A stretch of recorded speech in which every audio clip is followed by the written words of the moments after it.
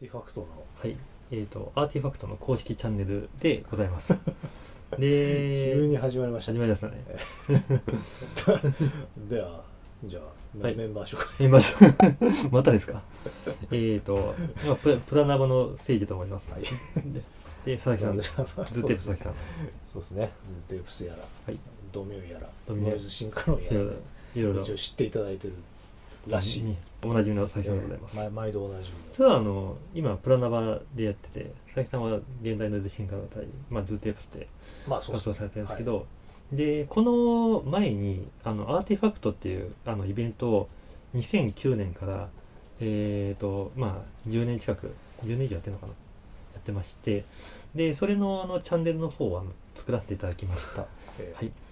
でチャンネルまず開設するにあたって、で過去の記録として各回ごとにダイジェスト動画を作らせていただきましたので、ご覧になっていただければと思います。はい、で当時のカメラの性能でまだPCM レコーダーとか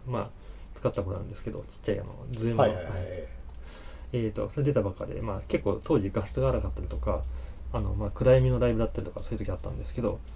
現在の動画編集技術の向上で、で極力ノイズカットして、明るさもちょっと上げて、で、かなり見やすくなってはいると思います。はい。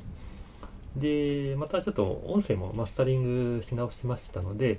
音質も、当時のままよりか向上しております。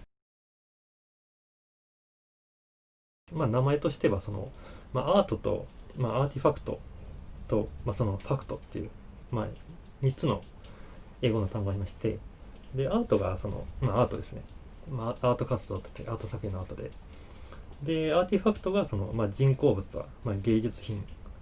つまりは音楽家とかアーティストによる作品で、でファクトが現実とか事実とか、事情とか、それはすなわちもう現場で起きていることだったり、つまりはライブイベント、ということの、3つのワードを合わせてそのアーティファクトっていう名前で表記しました。基本大文字なんですけど、真ん中の I だけは小文字って形でなっております。はい。で、言い方変えればパーティーとかそういう、商業フェスではなくて、アーティストによるアーティストの目線のイベントという、コンセプトで、2009年からちょっと始めてみました。はい。で、概要としてはちょっと長いんですけど、2000年の前期に中期まで別のイベント私やってたんですよ。ちょっと最初のとこ結構話してるんですけど、クラブイベントだったりとか、クラブイベントにロックとか、即興アート、そのライブペイントとか、そういうイベントを開催したんですけど、当時のクラブイベントっていうすごく自由な場として、メディアミックスの場であったんですけど、当時のオーガナイザーに求められたものとして、たくさんのコネクションと集客力、または大きなイベントを、都内でも中心部、渋谷だったり代官山だったりとか恵比寿とか、そういうところで開催するっていう、ちょっと、その時代のちょっと上昇志向っていうんですか、そういうちょっと風潮がちょっとあったと思います。はい、でそういった状況下でやっぱライブやイベント活動で、お客さんに表現を合わせていくことにちょっとクリエイターとしてのすごい葛藤が強い葛藤がありまして、で、本来、自分自身のやりたかった表現として、もともとギターアンビエントがすごいやりたかったんですけど、なかなかそういうちょっと、やれる場がなかった、表現の場を持て余ってる場がありましたので、アーティファクトっていう名義で、できないことは自分たちでやるということで開催させていただきました。時代的にもちょっと、アンビエントミュージックをやるっていうことに対して、受け入れがたいという、そういう雰囲気もあったとは思います。はい。アーティファクトボリューム1から4で1から4で、黎明期と思われてるんですけど、自分の前にちょっとアンビエントをやってるとかに、極小の中で、手探りで開始しまして、極小ですね。ほぼいないから。ちょっと面白いですね。その中でも結構、ボリューム1はちょっとアンビエントギターと、即興ダンスっていうイベントで、割とコンセプチュアルなイベントをちょっと。で、アーティファクトボリューム5から8、転換期なんですけど、これ2010年ですね。2010年のかなり初頭の方で。で、2010年で実は佐々木さんと出会うんですよ。なるほど。で、それで、転換期だったわけですね。転換期ではいでまあ職場って言っていいですか？いやいやいいんじゃないですか。大丈夫ですか？いいんじゃないですか。で職場でちょっと話してでなんかちょっとまあどんなことやってるんですかってでアンビエントだってアンビエントみたいなそんなやってるんですかみたいなそのノリで喋るんですか。アーティファクトの場合はそういうキャラなんですいよ。やプロットがあるとこちょっと強くプロットがなメソする人になんか即興に弱いんでプロットその時佐々木さんはメタフォリックっていうはい2話の高安キャンター2人でやってるアンビエントユニットで高之さん高安さんはいで活動してまして、まあ、当時2枚目のアルバムで、はいコンファームドラキエはい発売したばかりでタワーレコードで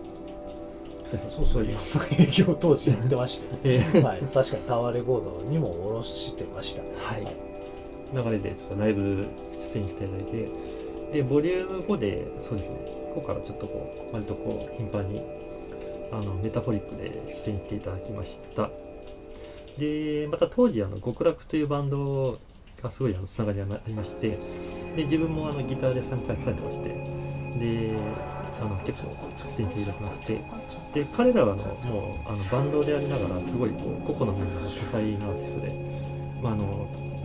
のメンバー楽器はいつもその写真家であったりとか、ライブペイントやったりとかそういった多彩な才能を持っている方々ですごく一緒にフライヤー作ったりとかそういった内部の方でもすごく一緒に協力してやらせていただきましたで、時代的にもクラウドとかライブハウスの、大掛かりな環境でやるよりも、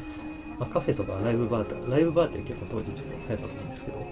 そういったギャラリーを使って、小さなスペースでやることでやっぱより音楽的にもコアな方向で演出がする可能な、場へと進んでいったと思います。はい。でアーティファクトのボリューム9から、14でこれは円熟期ですかね。今までやってきたことがだんだんサイクル的にどんどん発信できるようになってきて、その中でやっぱいろんな人脈だったり表現ができるようになってきたと思います。これが2010年から2012年ぐらいまでやってまして、で、当時の、ムーブメントでカフェライブブームっていうのは、カフェでライブをやるという、そういったことがあったんですけど、なかなかアンビエントミュージックやってるとかなかなかいなくて、お店の通常経営の中でやることでそのアンビエントミュージックを、ご飯を食べながらカフェを楽しみながら聴けるっていう環境をちょっと提供してでアーティファクトフリーランジっていう名目でやりましたね。やりましたね。はい。一部では池袋アンビエントっていう名前でちょっと言われてまして、そちらをやらせていただきました。で佐々木さんが結構その時にDJ と、そのイベントのサポートでかなり参加していただいて、であとスポラティクスの堀口さんももうライブで当時やってたソニー&スターカッツっていうユニットでほぼレギュラー参加していただきました。で、あと現代アンビエントシーンの一線で活躍するレーゼン君と、そのアート系 YouTuber でおなじみのエクスポーションの小原君、はい、のユニットで、狙いですか。狙いもちょっと出演していただいたことがあります。はい。で同時期に2011年ですか。でその時に今のモダンミュージックのフラッシュバックこれですね。はい。こちらで、はい、これにメタフォリックでメタフォリック&私、三条世紀で参加させていただきまして、でその時に今紹介させていただいたレーゼン君も、参加されてます。はい。この時なんか懐かしいです。懐かしいでもはや2011年の話11年で、はい、結構今なかなか手に入らない貴重な版でありますね。そうですね。高いですよね。高いですね。アマゾンで高くなってしまう。在庫切れだから。在庫切れで。で、アーティファクトスでボリューム、14.5 って形で佐々木さんの方が主催していただいたことあるんですけど、その時プロジェクト福島ってちょうど2011年の震災があって、次の年ですよね。だから2011年に震災があって、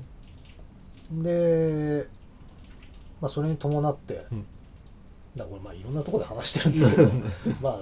どうやってね、そのアーティストが動いたらいいかっていうことはみんな当時悩んでて、で、そんな中でまあ、アーティファクトはなんとかあの場所そのままで継続ができないかっていうところで、で、まあ、ちょっと全体がこうトーンダウンしてたところをこう、まあなんとかね、みんながちょっと調子がなかなか難しいっていう時だったらちょっと自分の方から出ていった方がいいんじゃないかなっていう意識が多分働いたんだと思うんですけど、まあ、割と今の状況に結構近いですよね。まあいわばそうですね。そうですね。まあ、あの時もすごく、まあ、音楽やることはやり続けたらどういうことかみたいな、このままやっていいのかみたいな、まあ、すごいこう葛藤した人たちっていっぱい、まあ、自分もそうですけど、佐々木さんもそうだし、そうですね、まあ、いっぱいいたと思うんですけど、まあ、そういう形で、まあ、ちょっと、まあ、プロジェクト福島っていうその、まあ、音楽をやろうっていう、まあ、同時多発的にイベントをやろうっていう、そういった形の波。そうですね、それで、いわゆる放射能が、その広がってしまったわけで、でみんなでそのプロジェクト福島の関連のイベントだよっていう、こう共通の意識を持つために風呂敷をねそのイベントのそのいわゆる本部からその各細かい全国で行われているイベントにその福島からその風呂敷のこういうただの切れを送るんで、それを掲げるなりイベントのどっかにこうつけてもらうと、そのいわゆる福島のこう復興を意味するというかね、その福島の石をそこに置いておくっていうことで、だからフラッグが、まあ、風呂敷が3枚来て、で当然それをこうなんか引いて、その上に楽器並べたりとかしてっていうことをやってましたかね。あとはそのプロジェクト福島っていう確かパンフレットにイベントが載っていたのかな、こういう関連のイベントがありますよっていう、だったと思います。そうですね、やっぱ有名な女の子がこうフラグ持ってるフライヤー。そうですね、あのフライヤー多分まだ家にあると思いますね、探せば。そうか、持ってくればよかったって話ですけどその話になるとは思わなかった。で、アーティファクトボリューム15が、まあ、ちょっと一回これでまあ、活動休止しまして、で、まあ、アーティファクトピリオドって、まあ、最後にこうピリオド、カムが置いてあるので、で、同時期に堀口さんのスポラティック、が、開始します。でスポラティック、まあ、入れ替わりですっていう感覚っすよね。はい。まあ、そんな感じですよね。そうですね。はい。で、そうですね。で、エクスプション TV でも紹介してもらった、堀口さんの、まあ、言葉から出た、まあ、継続が大事っていうことが出まして、で、まあ、そうですね。で、アーティファクトが今のバトンを堀口さんに渡して、で、堀口さんが、また近年まで、まあ、去年ですかね。まあ、ずっとこう、プラティックを継続。そういうもう捉え方になってる。そうですね。はい。なるほど。でそういった中で、まあ、自分は自分でそのプラナバーの活動があったりとかしてまして、で、まあ、その延長で、まあ、2018年にその、まあ、アーティファクトボル16を反応で開催しまして、内容としてはその、まあ、私がプラナバで築いたその、まあ、地元の人脈とで、まあ、アーティファクトで都内の方で築いていったまあ、アンビエント系の人たちのこうクロスオーバーということで、で東飯能イーストコートでやらせてという、まあ、いつもライブやらせていただいているところなんですけど、まあ、そこでやるということで、まあ、東アンビエントとかですね、東飯能のアンビエント、東アンビエント、ということで、開催させていただきました。マジなのか冗談なのかネーミングですけどね、まあ、本気なんだっていう、本気ですね、はい、もう冗談も言ってれば、本当に他の人はもうみんなそういうものがあるんだってそうなんですよ、信じてると思います、そうですね、僕だけはそれは違うんじゃないまあ決めた人は大ブーイングだったんですけ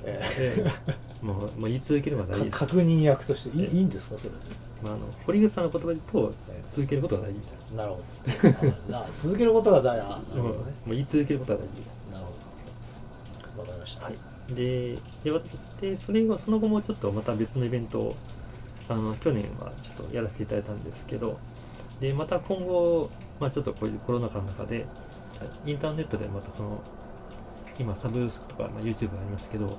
まあ、聴けるコンテンツとして、まあ、アンビエントミュージックっていうのはすごくなんか今のこう時代としてすごく密着してるんじゃないかなっていう、そういった魅力みたいなのがちょっと見直されてるなというのはちょっと感じるんですけど、だからまあ簡単に言うとざっくり言うと10年前ではまだ早かったのかなっていう気が個人的にはしていて、まだまだちょっとマイナーな時代ですよな、だからその時からやってたんで、そうですね、まあそのいわゆる作り手側なんで、いわゆるアンテナはこう鋭いわけで、これが面白いんじゃないかっていうね、それが時間を経て、浸透してきて、でこう世代もこう入れ替わってきたりとかして、下の世代がいわゆるそういうものに対してリスペクトがあったってことで、その階層が2段階3段階ぐらいになってきてることが、なんかそのジャンルが充実してきたような印象を与えるというか。そうですね。当時なかなかできなかったことが逆に今すんなりできたりとか、そういった部分、見る側にね、予備知識がこう完全に備わってるっていうか、そういった感じですね。はい。とりあえずチャンネルを作って、アーカイブって形で、紹介させていただいてるんですけど、2021年にまたそうですね、オンラインライブって形で、今 YouTube でライブを見るというのはだんだんこう、浸透してる世の中の中で、アンビエント系のライブをその YouTube の、ライブ配信だったり、プレミアム公開で楽しめる中の一つのコンテンツとして、提供できればと思います。はい、大いなる総集編なんですけど、そうですね。だって11年分の今ガーって言ったわけですよ。ガーって言ってますね。はい。それ無理でしょって話です。このスピードで11年を総括するっていうのはなかなか難しいですけど、そうです。こういうものがあったというか、あったで継続されてるっていう話ですよね。そうですね。はい。でアーティファクトボール15でこれをじゃあ作りまして、この当時はだからフォロー役として技術的になんか力を出していたというか、やんないっすよこんな今大変ですよね、自分としては。これはもうプレスっていうかね、盤面なんかこうやったりとか、ジャケも多分写真はこれは三条さんなんですけど、近くで撮った感じでレイアウトをしたのは自分なんで、これをね今これじゃあ佐々木さんもう一回じゃあこの辺のことやりましょうよって言われたらもうちょっとね、大変ですよね。この時に力を出し尽くした感じがあるんで、これは確か集めたんですよね、三条さんが絡んでる音源を。そうですね、これは自分が作った音源をで配ったんだ。リミックスしてもらった感じですね。うわー作り込んでるな。作り込んでここにあれこの写真写ってんだ。これなんですか。いやここです。ああそうか、これを入れてんだ。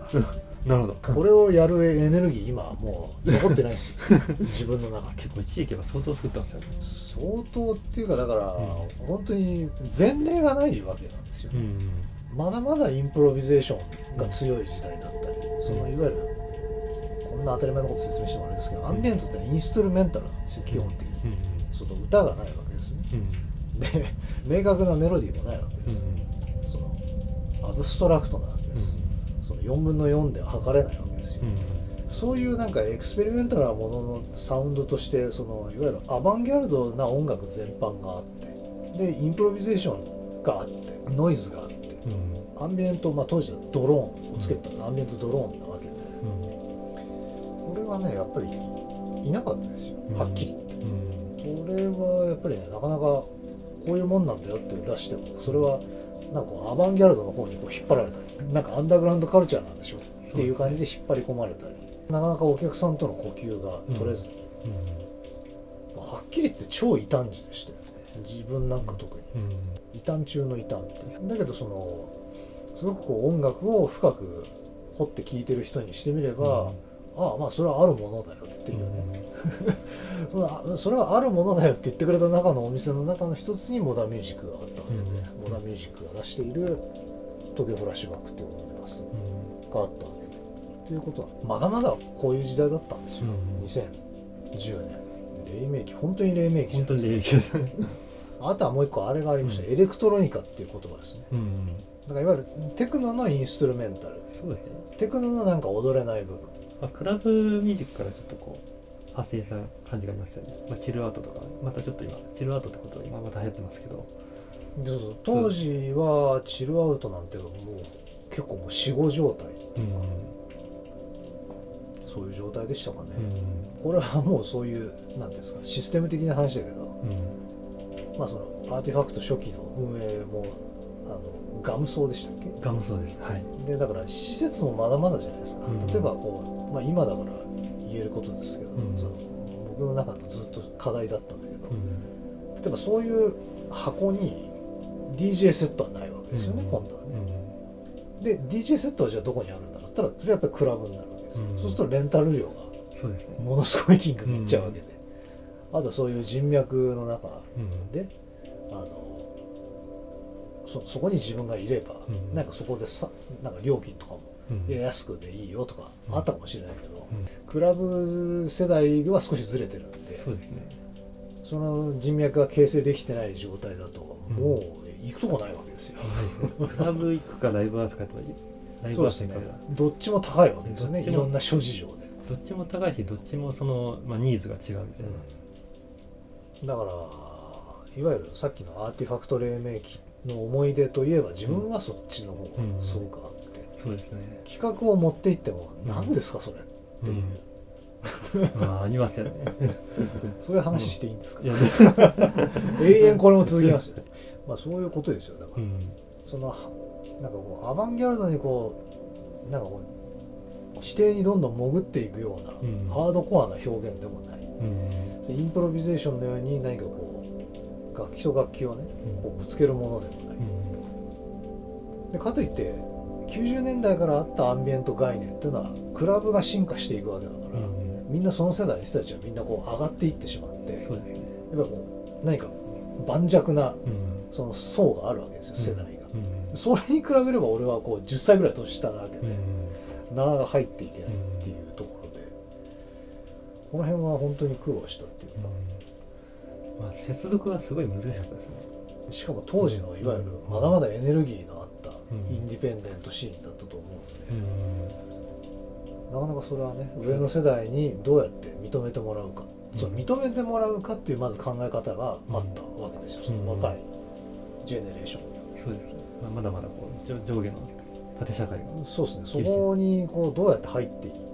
いくのか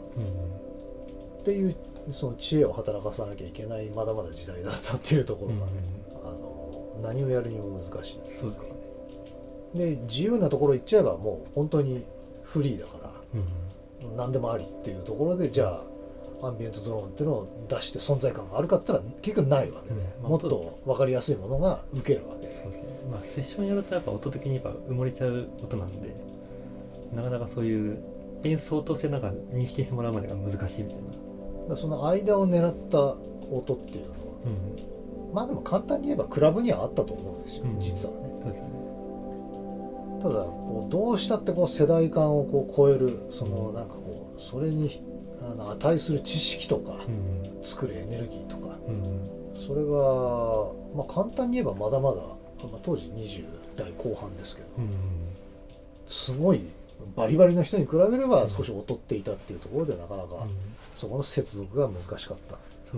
時期なんですけど、それをこうそのことに気づいたから一年一年でその距離を縮めていくっていう作業にすぐ入っていったわけなんですけどね。それでこういろんな人との出会いが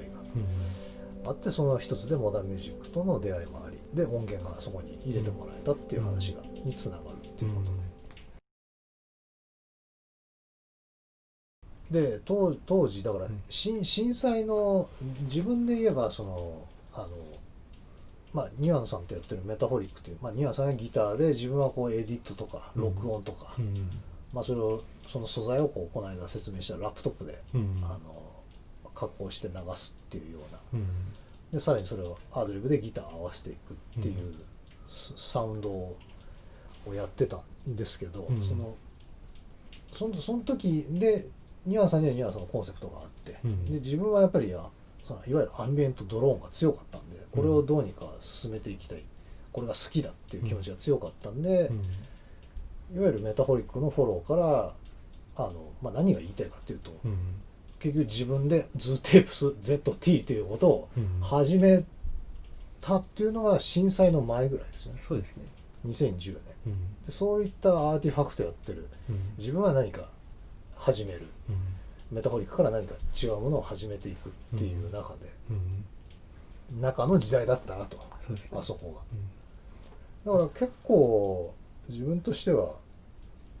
いい時代なんですけど、そうですね。震災が来ちゃうんでここで、まあ、ドーンってこそうそう、だからいろんな話打ち合わせを三条さんともしてて、う、うんでだからズーテープスで当然その自分の作品に三条さんの音を入れてそれをエディットして、DDN っていうカセットを作るんですけど、うんそのカセットのムーブメントとか当時のドローンとかってのは全部もうヨーロッパとかアメリカにあったインディペンデントの影響下のもとにやっていた。でそれがだから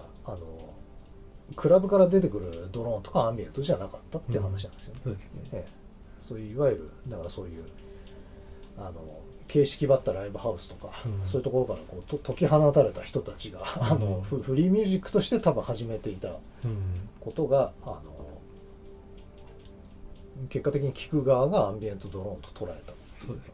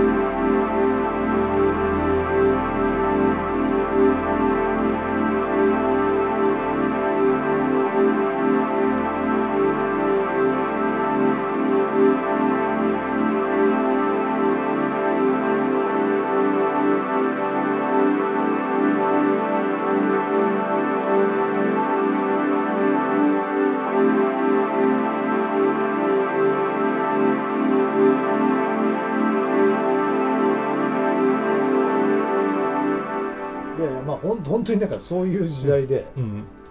簡単にっていうのはおかしいですけど、うんその本当にね、うんいろんな人たちが支えてたのが2010年頃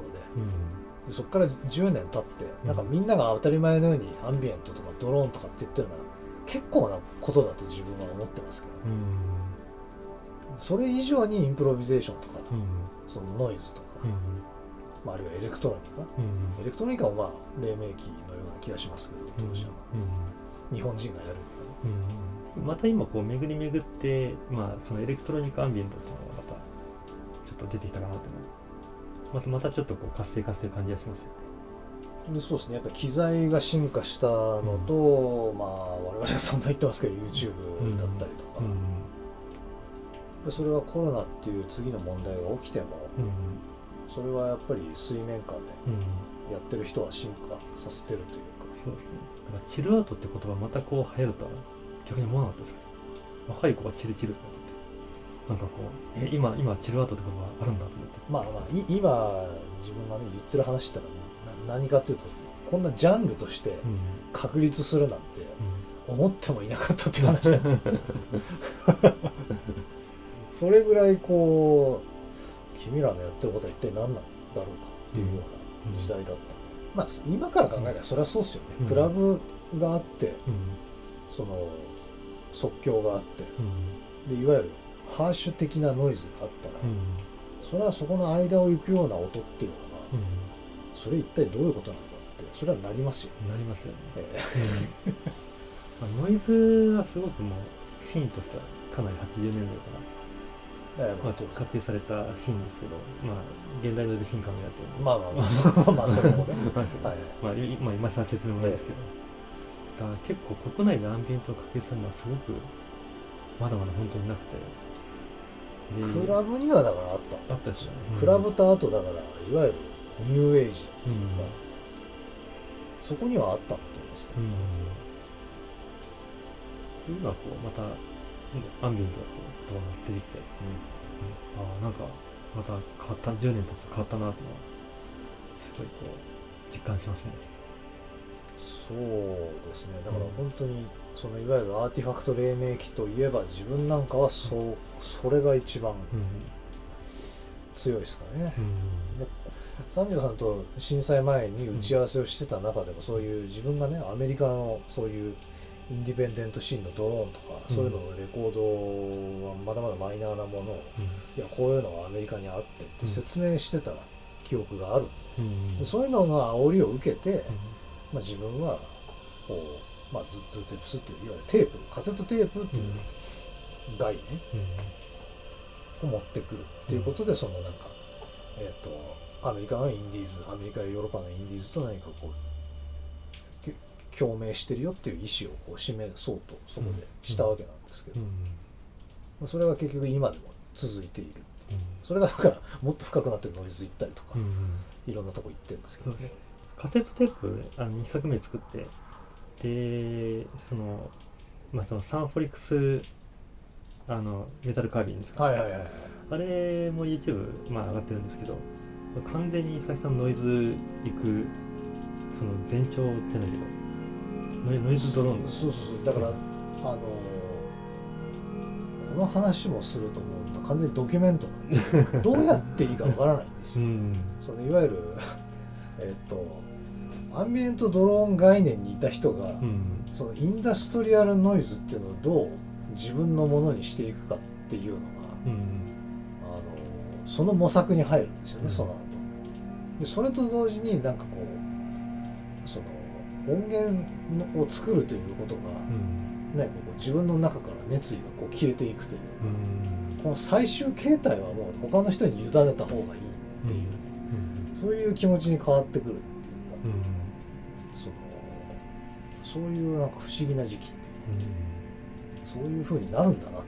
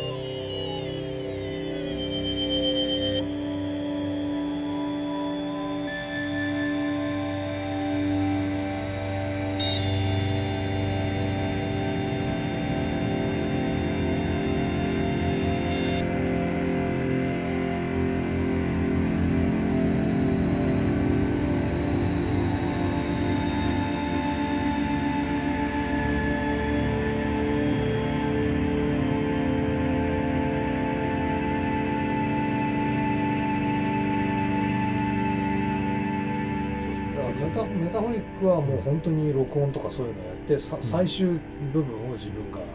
そのなんていうんですかパッケージとして最終段階で作るっていうコンセプトが強くて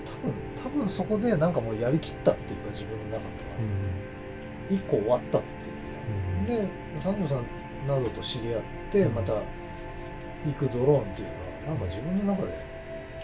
なんか新しいものにチャレンジしたかったのか、だからあの当時の音っていうのはもう露骨にこうなんていうんですかね、簡単に言うと失敗してたりするんですよ。これはうまくいってないんじゃないかな、で自分なりには本当にインダストリアルっていうインダストリアルノイズっていうのは一体どういうことなのかっていう噛み砕き作業っていうか、それを音源制作とともにやっていたっていうところが、で最終形態はもうあまり興味がないっていう他の人に委ねていいっていう最終ミックスは、だからそういう時期でして、こんな話したらめちゃめちゃ長くなりますよだからまあ結果的にそれで大体わかるんですけど、こういうことか、だからアンビエントドローンっていうのはその徐々に支持層が増えてきて、で支持層がおそらく2000年の半ばぐらいに2010年代の半ばに入ってくるとその認められてくるんですよ、ところが何が起きるかっていうと、我々は息切れしてくるんですよ、完全に、だからこういうネガティブなねこういう本当の陰の部分の話ってのはあんまりしないんですけど、それがもうはっきりともう分かるわけですよ、もうそれは5年前にあったエネルギーなんで、それは落ちてるわけですよ、年齢的な部分ですからね、それぞれいろんなことがあって、でそんな中でそのこれ以上のその音楽の、盛り上がりっていうのを生み出すにはやっぱりもともとあった、一番近似値でいうところのそのクラブカルチャーと結びつくしか自分としてはないんじゃないかなと思っていて、でそこにやっぱり DJ っていう概念がねあった上でアンビエントドローンもあれば、一般のお客さんはもっとこう入りやすいっていうか、アンビエントドローンを聞く上でのそれに合わせたなんかこう DJ っていうものがあってもいいんじゃないかなっていう、ずっとそのアイディアが、疲れながらあって、だけどもう消耗してるんでいろいろと、それがなかなか実行できないかったっていうか、相変わらずその場所の問題もあったし、その DJ のセットがあるところで何かやろうとするとやっぱりこう料金的なものが高いっていうものがあったりとかしたんで、なかなかアイデアができなかったんですけど、まあ結局もう自分の中で、もう折り合いがつかなくなって、まあ簡単に言うと自分でも DJ をやったということですよね。YouTube で今 DJ 動画をそうですそうですどんどん上げてる秘密裏に秘密でこれカットカットかどうかわかんないですけどまあ周りの環境がなかなかこう、佐々木秀則に DJ をやるっていうようななんかこう、なんつったらいいのかな、そういう風にならなかったんで、もうしょうがないんで自分で家で、あり合わせの機材で始めてみたら、やっぱり自分の中で一番それがしっくりきたということですよ、足りないのはこれなんじゃないか、自分の中ですよ、はい、これはこの振り返りシリーズは大変ですね。大変ですねもう思い出すのが大変だよね、あの時何やったかもう忘れてるみたいな。そうですよ、そうですね。まあ忘れてるの一つでこれですよ。こちらです。その我々は2010年代の中期頃だと思うんですよね、その苦しんでた上の産物ってのはこういうものがあったりとかなんですよ、まああえて説明はしませんが別のところでしましょうまた別の動画で、そうですね、まあとりあえずそうですね、まあこのイベントを、まあ、チャンネルとしては、まあ、2021年にオンラインイベントという形で、開催予定したいと思います。詳細が決まり次第、またこちらのチャンネルで紹介させていただきますので、まあ、チャンネル登録の方よろしくお願いします。まあ、一旦ここでじゃあ締めということで、はい、はい、ありがとうございました。ありがとうございました。